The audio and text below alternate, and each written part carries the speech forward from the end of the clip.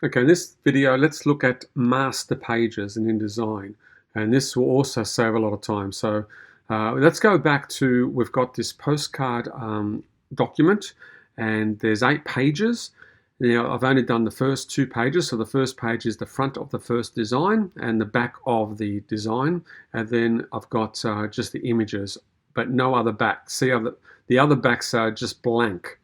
So when you want to use master pages to repeat elements on the page, if you want to repeat the same design on every page, you can select from the first back of the postcard.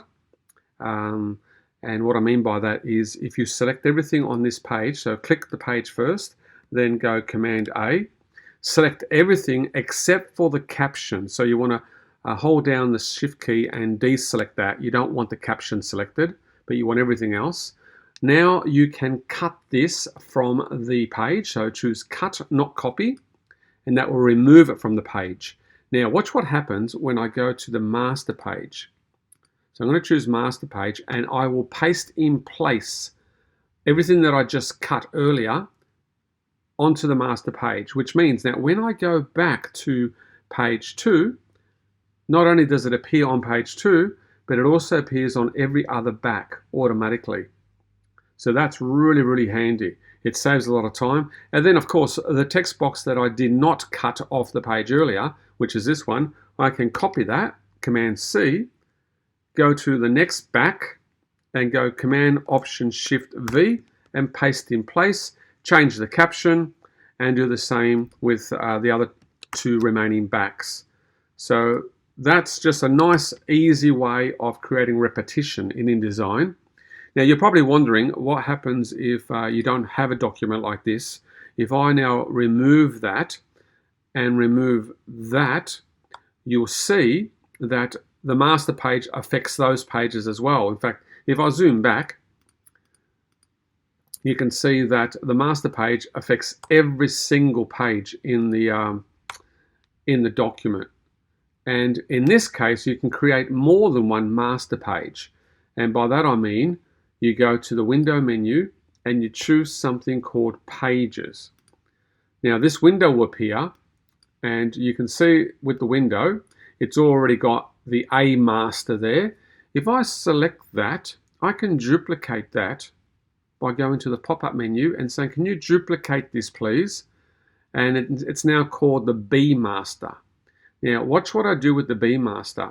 Over here, I can select everything that's on the page. So I'll just show you how I did that. Let me zoom in a bit closer. So what I can do now is I can select everything on the B master, delete it, and it's gone back to being blank. The A master still has those items from before. So now with the B master being blank, I can select this page and say, can you now assign the B master to it? Let me just do that again. Oh, sorry, I've got to select it, and then I'll have to right click and assign the master to this page. And it's from here you tell it you want the B master. I kept forgetting to do that. So now that is now working with the B master, which has nothing on it, whereas this is working with the A master.